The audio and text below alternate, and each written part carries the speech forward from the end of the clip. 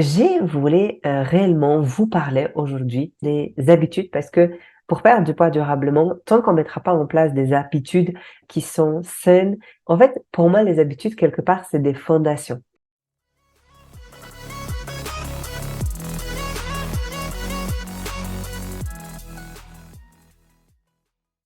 La perte de poids, c'est comme une construction en fait des maisons finalement. Si on pose pas des fondations qui sont solides, qui sont concrètes, ça va être extrêmement compliqué d'avoir une maison qui dure dans le temps pendant longtemps. C'est-à-dire que à chaque fois, quand il y aura un événement X, Y, Z dans la vie, ça peut être un vent violent, tornade, ouragan, cette maison aura tendance en fait à s'effondrer si on n'a pas posé une base solide, si on n'a pas posé les fondations solides. Et c'est exactement la même chose en fait avec la perte de poids. Tant qu'on ne posera pas les habitudes solides, tout ce que vous allez faire dans votre vie, tous les événements qui peuvent vous arriver, ça peut être des émotions, ça peut être du stress, ça peut être un déménagement, ça peut être un traumatisme, un perte d'un être cher ou autre chose. Tant que vous n'avez pas posé des fondations solides, cette perte de poids, elle va s'effondrer. Et possiblement, c'est quelque chose qui vous est déjà arrivé dans le passé puisque logiquement, si vous êtes sur ces groupes, c'est que vous êtes en train de chercher à perdre du poids et possiblement jusqu'au présent, vous n'êtes pas encore arrivé. Il y a eu des obstacles sur votre route, vous avez fait l'effet yo-yo. Donc, à chaque fois, en fait, ça s'est effondré. Donc, vous avez certainement tenté avec des régimes, avec du sport, on connaît classique, ou avec un rééquilibrage alimentaire, mais ça n'a pas tenu dans le temps. Pourquoi ça n'a pas tenu dans le temps? Eh bien, parce que vous n'avez pas posé des bases, des fondations assez solides pour que ça puisse en fait tenir dans le temps. Vous voyez un petit peu l'idée? Et avec cette partie des habitudes, c'est pas juste ça qui va faire poser des bonnes fondations, parce que dans les fondations, il n'y a pas que du béton, il y a de l'eau, il y a les fils, la métallique, je sais pas comment ça s'appelle. Il y a plein de choses en fait qu'on met à l'intérieur. Vos croyances, vos pensées, vos habitudes en font en fait partie. Et aujourd'hui, je voulais me focaliser uniquement sur cette partie en fait des habitudes, puisque la partie croyance, on a déjà vu ça sur le live de la semaine dernière, sur le Secret jeudi de la semaine dernière. Donc vous pouvez y aller revoir le replay si vous le souhaitez. Mais encore une fois, aujourd'hui, focus sur les habitudes qui font partie des fondations afin que vous puissiez aujourd'hui arriver à perdre du poids durablement. Donc, c'est parti déjà un petit peu pour cette définition, ce qui est l'habitude et quelque part, de quoi est-ce que on va parler? Du café matinal au snack de minuit, on a tous en fait des comportements liés à des habitudes. Les habitudes, c'est uniquement des comportements qui sont ancrés en nous, que nous répétons sans cesse. Tu vois, c'est une répétition des comportements tout simplement. Donc, toute notre vie aujourd'hui est la somme en fait de nos habitudes, puisque ce sont des comportements, encore une fois, qu'on cesse pas, pardon, de répéter. Et quel que ça soit en fait l'impact sur notre santé, sur notre bien-être ou sur notre corps. OK? Parce que il se peut qu'on ait des habitudes toxiques ou des bonnes habitudes. Les deux, ce sont dans tous les cas les habitudes, mais une catégorie va vous faire plus du mal que de bien. Donc, une habitude, en fait, c'est quelque chose qu'on fait souvent, qu'on fait régulièrement, parfois et souvent même sans s'en rendre compte.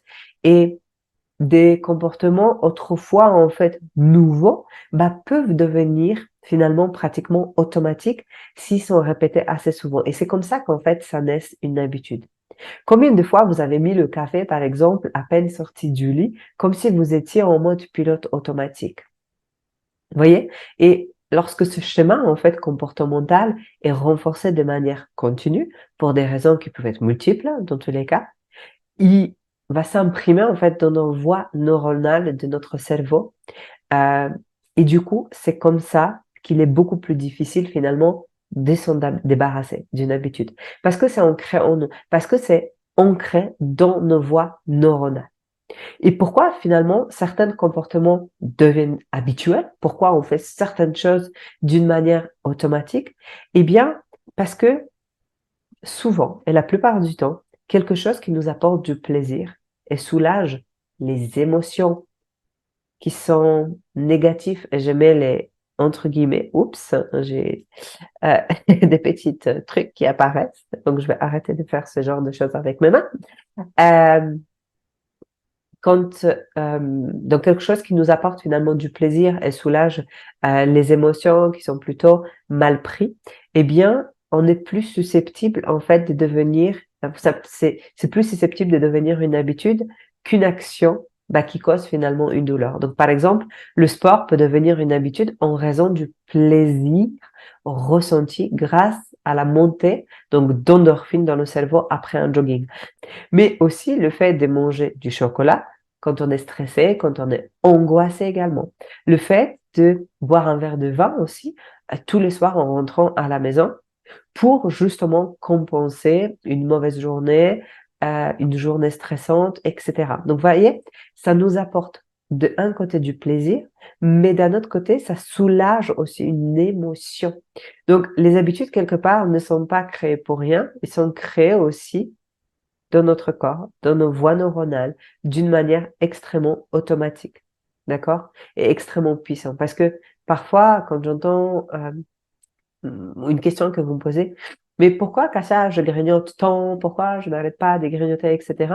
La plupart du temps, c'est juste que, en fait, dans ton inconscience, ton inconscient a créé un schéma des habitudes qui te permettait, en fait, de t'apporter du plaisir avec du grignotage et soulager une émotion. Une émotion, ça peut être une colère, ça peut être une tristesse, ça peut être de l'ennui, ça peut être du stress, peu importe. Mais en tout cas, le grignotage, la plupart du temps, c'est quelque chose qui compense quelque chose. OK? Il n'y a jamais des comportements compulsifs sans derrière après une compensation. Donc, on compense toujours par exemple, du grignotage, par exemple, par des addictions autres type alcool, autres type cigarettes, drogue ou autre. Voyez? Donc, c'est toujours en fait du fait d'apporter du plaisir et soulager une émotion. Ce qui est chouette, c'est qu'aujourd'hui, on peut mettre en place des techniques et des stratégies pour changer ces habitudes-là. Mais qu'est-ce qui se passe en fait quand on adopte une habitude qu'on n'aime pas? Parce que qui aime grignoter? Peut-être on aime euh, le plaisir de l'aliment, ou peut-être on aime ce que ça nous apporte parce que ça nous apaise finalement émotionnellement. Mais est-ce qu'on aime réellement grignoter puisqu'on veut se débarrasser de ça?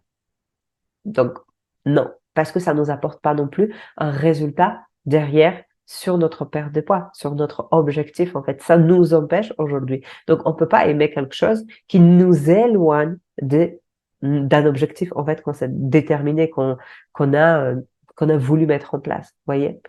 Donc, quand, par exemple, boire du vin tous les jours, commence à sembler normal et donc inquiétant, ou que finir un paquet de chips après le travail devient aussi beaucoup trop fréquent, quand à chaque fois que je rentre du boulot, je passe devant la boulangerie et je suis obligée de m'acheter un pain au chocolat ou un biscuit, ou quand à chaque fois je rentre à la maison et je suis obligée de m'arrêter dans une station de service pour acheter un sneakers, un bounty ou autre chose. Il est important ici de remarquer que nos habitudes, d'accord, déjà dans un premier temps, parce que finalement, on s'en rend pas forcément compte qu'on le fait tout le temps. Et souvent, j'entends aussi des femmes, oui, mais moi, je mange correctement tout le temps, et on oublie toute la merde qu'on a mangée. On oublie ça. Notre inconscient veut s'en débarrasser. Il veut pas s'en souvenir. Donc déjà, dans un premier temps, c'est d'être en fait en vérité avec nous-mêmes, d'être conscient de ce qu'on fait, d'être totalement conscient de ce qu'on fait en fait. Vous voyez? Donc il est important de les remarquer. Il est important possiblement aussi de les noter. Alors, Enza qui nous dit, et si on aime grignoter quand même, vu que c'est le corps qui demande ça. Alors, on peut pas aimer le grignotage si derrière tu as un objectif de perdre de poids. C'est juste impossible, en fait. C'est juste impossible. Tu aimes peut-être la sensation que le grignotage te procure. Tu aimes peut-être le goût sucré que le grignotage te procure, ou le goût salé si tu grignotes autre chose. Mais tu peux pas aimer quelque chose qui te fait du mal. C'est juste pas possible. Et c'est pas ton corps qui te le demande, en fait. C'est souvent tes émotions, c'est souvent tes croyances, c'est souvent tes pensées. Mais c'est pas tout le corps qui te demande ça. Et après, on regrette et on culpabilise tellement, Valérie. Cool. Ok, donc déjà, effectivement, quand on n'aime pas une habitude, en fait, et on adopte cette habitude-là, déjà, la chose la plus importante, c'est effectivement de remarquer ça, de remarquer, en fait, nos habitudes. Et il y a un psychologue compo- com- ah, comportementaliste, je vais jamais y arriver. Le psychologue comportementaliste, ça s'appelle James Clear, affirme que toutes les habitudes, en fait, ils vont suivre un schéma en 3 étapes. Donc, il y a toujours, en fait, 3 étapes quand on arrive à avoir, en fait, une habitude. On va avoir ce qu'il appelle les 3 R. On va avoir le rappel. Donc, en fait, c'est le déclencheur qui amorce quelque part ce comportement-là. Par exemple, je rentre à la maison après une journée chargée au travail. D'accord? Donc, le rappel, c'est ça. C'est tout le déclencheur qui va euh, amorcer ce comportement-là. Donc, le comportement, après, par exemple, de boire un verre de vin à chaque fois que je rentre à la maison. D'accord? Donc, il y a le rappel, le premier R. Le deuxième R, c'est tout ce qui est routine. Donc, c'est le comportement en lui-même. C'est l'action. C'est par exemple boire de l'alcool. Et ensuite, il y a le troisième R, la récompense. Donc, c'est le profit qu'on tire de ce comportement-là. Par exemple, je ressens du plaisir, de l'apaisement de boire mon verre. Donc, je vais refaire ça. Rappel, routine, récompense. Rappel, c'est le déclencheur qui euh, démorce quelque part, qui amorce ce comportement-là. La routine, c'est le comportement en lui-même. Par exemple, le fait de boire un verre de vin après être rentré à la maison, d'accord? Et la récompense, c'est le profit qu'on tire de ce comportement, donc ressentir du plaisir. Si, là maintenant, une petite pause pour vous poser une question. Est-ce que vous remarquez que vous avez certaines habitudes? Certaines habitudes qui suivent ces 3 R, ces 3 étapes. Est-ce que à chaque fois, quand je rentre à la maison, après une journée de travail stressant, je ouvre le placard, je ouvre le frigo et je me jette sur la nourriture? Est-ce que avant de préparer à manger, par exemple, tous les soirs, ben, je vais grignoter et je vais craquer? Est-ce que, par exemple, en rentrant, je m'arrête à la station de service? Si c'est le cas, marquez-moi quelle habitude vous avez, moi, en attendant. Ok, oui, Elisabeth qui nous dit oui, plus maintenant, Blondine. Ok, qu'est-ce qui t'a permis d'enlever toutes ces habitudes-là, Blondine? Ça, c'était avant Virginie, pareil. Question, qu'est-ce qui t'a permis d'enlever ces habitudes-là? Enza, oui, évidemment. Est-ce que tu peux me donner un exemple d'une habitude? Stéphanie, plus maintenant. Pourquoi aussi? Si je ne fais pas, j'y vais penser obsessivement. Ok. Non, plus depuis que je suis le programme magnifique. Wow. Top. Plus maintenant. Oh! Il y a que des clientes en fait ici sur ce live ou, ou quoi? Aujourd'hui, j'ai un gros chantier qui a été lancé. Longue journée. En rentrant, j'ai envie d'un verre de vin. Ouais. Ouais. Ok. Mais avant, après une soirée où les enfants avaient déchargé leurs émotions, une fois couché, j'avais envie de me poser sur le canapé avec un peu de chocolat. Ouais, avoir une récompense. Ok. Ok, ouais. Oui, quand je reste chez moi, ok, donc pareil, il y a une routine, en fait, c'est le rappel, c'est rester chez soi, ok. Ah, magnifique, j'adore. Ok, donc allons un petit peu plus loin sur ce sujet-là, parce que finalement, rien qu'en s'en rendant compte que nous avons effectivement ces habitudes qui sont reliées à un rappel, à une routine, à une récompense, juste prendre conscience de ces habitudes, le fait de prendre conscience de ces habitudes, il y aura dans tous les cas en fait des changements positifs dans sa vie. Parce que plus vous êtes conscient de ce que vous faites, plus vous conscientisez les choses, plus vous êtes capable par la suite de travailler en fait là-dessus. Et mon rôle en tant que coach, c'est justement de vous accompagner pour que votre objectif soit atteint. Et ce qui arrive ici, je vois dans les commentaires, il y a énormément de personnes qui sont déjà réussies. Mais il est important aussi de ne pas avoir honte en fait de ces habitudes qui sont dites toxiques parce que chacune de nous répète des comportements néfastes simplement parce que euh, elles nous font nous sentir bien. Donc, quelque part, en fait, avoir honte, ça va encore une fois rajouter une émotion qui est plutôt en fait négatif, au comportement déjà en fait. Donc on s'en veut 10 fois plus par rapport à ça.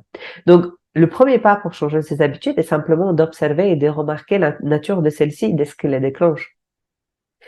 C'est pourquoi aujourd'hui, quand on accompagne nos clientes dans le programme Renaissance, la première chose, avant même de travailler sur les émotions, sur la libération, sur les blessures, sur quoi que ce soit d'autre, ou même mise en place d'un plan alimentaire ou sportif, on va justement passer du temps sur les habitudes. On va passer du temps sur les habitudes. On détermine avec elle ou avec vous qui êtes là avec moi ce soir, bah, quelles sont mes habitudes toxiques aujourd'hui et qu'est-ce que je peux mettre en place comme habitude gagnante dès le démarrage du programme. Même à la limite, même à la toute première marche, toute première en fait journée dans l'accompagnement. Pourquoi? Parce que ça nous permet d'avoir tout de suite des victoires. Parce que parfois, en fait, les habitudes que nous avons, c'est pas forcément des grosses habitudes, c'est pas forcément des gros obstacles en termes de perte de poids, mais le cumul de ces tout petites habitudes, en fait une énorme différence. Et à chaque fois, quand on arrive finalement à changer notre comportement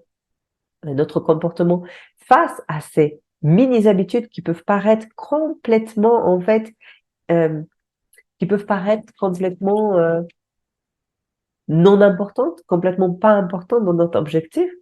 Encore une fois, l'effet cumulé, ça, plus ça, plus ça, plus ça, plus ça, plus ça fait que, en fait, toute notre vie est composée de la plupart des habitudes toxiques qui nous empêchent de perdre du poids. Et le fait de changer des mini-habitudes, ça nous permet d'avoir confiance en soi directement, parce qu'on a réussi, parce qu'on a réussi un objectif, parce qu'on a fait quelque chose pour nous et on a réussi.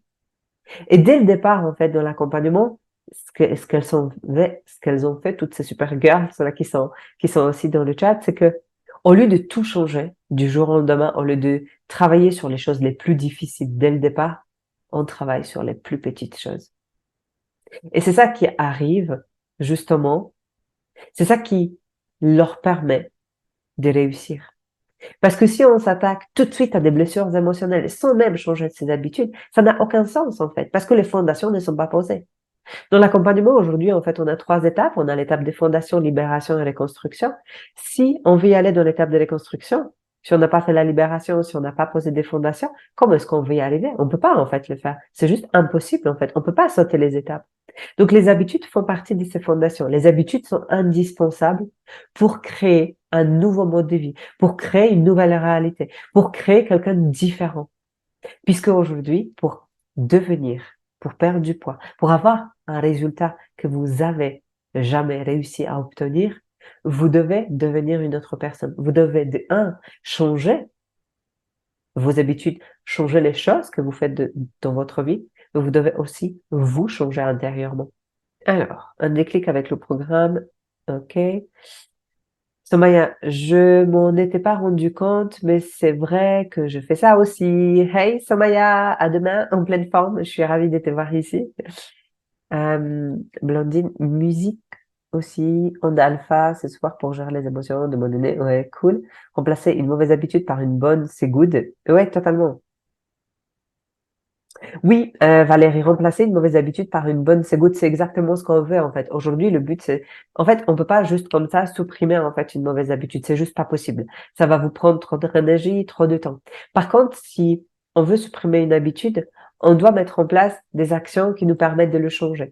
Par exemple, une action qu'on peut faire qu'on peut changer, c'est le fait de changer en fait cette habitude-là. Si tu as l'habitude de boire du vin et tu veux te débarrasser de cette habitude parce que pour toi elle est toxique, bah bien sûr que du jour au lendemain en fait, tu vas avoir toujours tendance à aller vers quelque chose et boire quelque chose parce que c'est une habitude, tu as créé cet rituel-là. Et si aujourd'hui par exemple tu mets bah je vais boire du jus d'orange, je vais boire de l'eau, je vais boire un cocktail sans alcool ou peu importe commencer en fait petit à petit, bah, c'est de cette manière-là où tu vas te faciliter en fait le fait de changer cette habitude-là, parce que tu la remplaces par quelque chose de meilleur pour ta santé, pour ton corps et pour toi en fait, tu vois. Donc il peut y avoir aujourd'hui plein de techniques différentes, mais quelque part en fait, déjà remplacer une habitude toxique par une nouvelle habitude, ça va vous aider grandement, c'est clair. en suivant le programme qui est vraiment super complet. Ah, d'accord. Je me demande si le programme est adapté pour les personnes qui ont des troubles alimentaires, boulimie, hyperphagie, anorexie. Euh, je laisserai répondre à celles qui sont possiblement dans le chat. Elles ont la plupart du temps eu toutes des troubles du comportement alimentaire. On a des anciennes boulimiques, on a des anciennes anorexiques et on a surtout énormément de femmes qui font de l'hyperphagie aujourd'hui. Donc, bien sûr que c'est adapté, euh, puisque en fait, ce sont souvent des maladies des troubles, mais des maladies aussi, il faut dire le mot. En fait, ça vient de notre mental. Et dans l'accompagnement, le but, c'est de créer un shift identitaire, c'est créer une transformation de notre mindset, de notre état d'esprit, créer un shift identitaire pour justement réussir à se débarrasser de ça. Parce qu'encore une fois, si sur des troubles de comportement alimentaire, si vous faites de l'hyperphagie, pour les personnes qui ne savent pas ce que c'est de l'hyperphagie, c'est le fait en fait de manger d'une manière très compulsive, énormément, c'est un apport calorique qui est juste énorme en si peu de temps, sans forcément vomir derrière, ça c'est plutôt de la boulimie, puisqu'il y a le vomissement, donc c'est la boulimie. Mais l'hyperphagie, on n'est pas forcément obligé de vomir derrière. Euh, Je sais pas, j'ai perdu le fil. Est-ce que quelqu'un peut me rappeler ce que je disais il y a quelques secondes? Oui, donc ça vient en fait uniquement de notre mental. En fait, c'est notre mental à pousse à faire ça. Alors notre mental, ça peut être des émotions, ça peut être des traumatismes, ça peut être des blessures émotionnelles, ça peut être plein de choses en fait qu'on n'a pas réglées parce que encore une fois, on a trouvé une façon de régler notre problème ou de nourrir quelque part notre valeur haute, euh, mais qui est pas du tout écologique en fait. Possiblement juste aujourd'hui, toi, tu as trouvé la boulimie ou l'anorexie euh, comme quelque chose qui nourrissait en fait tes valeurs hautes parce que tu n'as pas trouvé autre chose qui pouvait en fait les nourrir. Ok? Et c'est encore une fois lié avec possiblement des blessures émotionnelles, possiblement des croyances aussi que nous sont ancrées depuis des années, etc. Donc tout à fait, c'est adapté à ce genre de personnes. Donc cool. Si tu veux en savoir plus, n'hésite pas à m'envoyer un message en privé. Donc je te répondrai. Ok? Euh, ok, dites-moi un petit peu, qu'est-ce que vous avez retenu de ce live ce soir? Parce que je pense que c'est extrêmement important pour moi de savoir qu'est-ce que tu retiens à chaque fois qu'on se parle ensemble, qu'est-ce que tu auras retenu ce soir, quelle est la prochaine possiblement action, la première action que tu pourras mettre en place pour créer du changement dans ta vie, pour commencer à travailler sur tes fondations. Mais surtout, ce que je veux savoir, c'est en une phrase, en un mot, qu'est-ce que tu as retenu de ce live ce soir? Mettre de la connaissance sur nos habitudes pour remplacer les toxiques. Mettre de la conscience, pardon. Je suis encore un petit peu prise du nez. Avoir conscience de ces mauvaises habitudes pour les remplacer par les bonnes, c'est la clé. Alors, j'ai pas dit que c'est la clé, c'était une des clés. Parce qu'effectivement, il y a plein de façons différentes de faire ce travail-là, mais c'est une des clés. Remplacer une bonne par une mauvaise. Après, il y a d'autres clés, évidemment. Le fait, par exemple, vous voyez, euh, c'est aussi, pourquoi pas, de créer. On a parlé en fait des 3 R. Vous vous rappelez en fait, rappel, routine, récompense. Donc effectivement, là sur quoi on va travailler, tu vois Valérie, c'est si on remplace une mauvaise habitude par une bonne, on va travailler uniquement sur la routine, c'est-à-dire sur le comportement en lui-même. Par exemple, le fait de boire un verre d'alcool, à la place de l'alcool, on va boire en fait un verre d'eau. Mais la routine, en fait, elle reste la même. Donc, ce qui est chouette aussi, c'est de travailler sur le rappel, sur le déclencheur qui amorce en fait ces comportements-là. Tu vois? Par exemple, à quel moment est-ce qu'aujourd'hui j'ai ce comportement, le fait de boire un verre d'alcool? C'est toujours en rentrant du soir à la maison à 18h30, je ouvre ma bouteille de vin et je bois un verre, par exemple. Donc, on rappelle qu'est-ce qu'on peut mettre en place. Il y a certainement des changements qu'on peut mettre en place en rappel. Au lieu de rentrer, par exemple, toujours à 18h30, possiblement, je vais avant y aller me promener, me balader. Donc, c'est-à-dire que j'ai fait une coupure entre travail et la maison. Et du coup, en fait, le rappel, il sera complètement différent parce que j'aurais pas fait ma routine comme d'habitude. Ça va chambouler aussi mon rappel au final. Vous voyez ce que je veux dire? Donc, possiblement, avant de rentrer tout de suite chez moi, bah, je vais peut-être m'égarer. Je vais mettre les baskets juste devant ma porte parce que je suis en talons, je vais pas marcher en talons. Hop, je prends mes baskets, je sors, je me promène rien que 5 minutes. Et du coup, ton rappel, il va être différent. Qu'est-ce qui va se passer? C'est que tu vas, du coup, te sentir beaucoup mieux, beaucoup plus oxygéné et tu auras fait une coupure entre le travail et la maison. Encore une fois, ça c'est juste un exemple, celle que j'ai effectivement depuis toujours. Celle que j'ai dit depuis début de ce live, mais ça peut être tout un autre chose, ça peut être plein de choses différentes. Donc, travailler juste sur la récompense ou sur une routine, c'est OK, mais si on travaille aussi sur le rappel, c'est encore mieux. Exactement, Brigitte, la routine matinale est extra pour débuter la journée, tellement. Somaya qui nous dit, moi, je vais essayer de repérer mes mauvaises habitudes. On repère ça, on en parle demain de ça. Blondine qui nous dit, la puissance de l'ancrage des habitudes et aide dans l'action pour en sortir, remplacer une action par une autre. Plus saine, totalement. Brigitte, ce qu'elle a retenu, c'est créer des nouvelles habitudes saines afin de trouver son nouveau ou ses nouvelles plaisirs. Ouais. Enza qui nous dit, petite question, si on y pense constamment, comment faire? Si on pense constamment à quoi? Enza. Alors, la routine matinale, ok, ça j'ai vu. Trajet, travail à pied ou à vélo, c'est une des routines quotidiennes. Ok.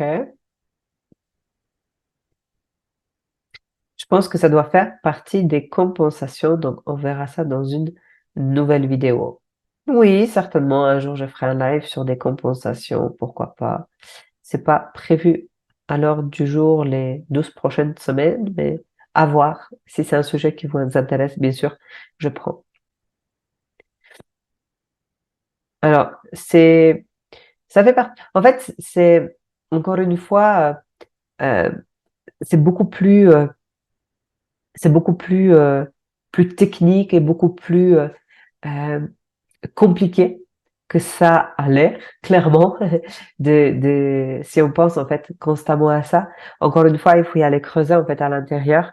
Il faut y aller justement savoir pourquoi finalement je pense constamment à la nourriture, savoir pourquoi en fait j'ai constamment ces envies, pourquoi dans ma tête il y a que des images de nourriture ou que des pensées en fait en termes de nourriture. Il faut aussi comprendre ça parce que si on comprend pas, si on n'arrive pas à comprendre pourquoi? Ben, on pourra pas, en fait, changer. On pourra pas changer cette pensée-là, en fait. L'analyse du pourquoi et les objectifs sont essentiels, mais on pourra prendre du plaisir à reboire un verre de vin ou manger du chocolat juste par plaisir. Ouais, complètement. Encore une fois, ici, vous savez que je déteste parler de changer des choses euh, qui nous font pas mal. C'est-à-dire qu'aujourd'hui, en fait, quand je parle des habitudes, c'est vraiment des habitudes qui vous empêchent d'atteindre vos objectifs. Si vous avez des super bonnes habitudes, etc., ne les changez pas, en fait. Le but, c'est pas ça. Le but, c'est d'aller travailler sur ce qui nous dérange, ce qui nous empêche aujourd'hui d'atteindre nos objectifs et pas sur quelque chose qui n'a rien à voir avec ça. Encore une fois. Et le fait de boire du vin en temps en temps, de boire du chocolat, de manger du chocolat, ou de manger un paquet de chips en temps en temps, ce n'est pas une habitude et c'est bien sûr possible. On peut aujourd'hui boire du vin, manger du chocolat, manger des chips et mincir. Ça, c'est pas un problème. Maintenant, c'est avec quel état d'esprit on le fait, avec quelle fréquence aussi on le fait. C'est ça la question, en fait, finalement, à vous poser. Parce que c'est pas un problème de boire du vin. Le problème, c'est pas boire du vin. Le problème, c'est avec quel mental je vais boire du vin.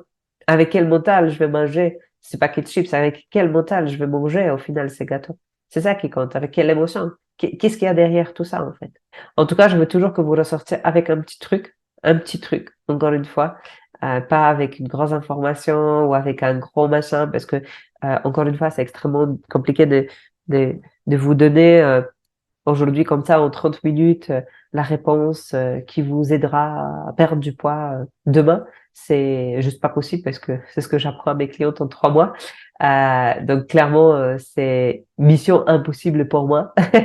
Mais en tout cas, j'essaie de vous donner des clés pour que vous puissiez voir en fait que c'est possible et, et qui de mieux de vous montrer que c'est possible que tous ces super girls qui sont dans les commentaires et qui partagent aussi leur expérience dans l'accompagnement et leur réussite.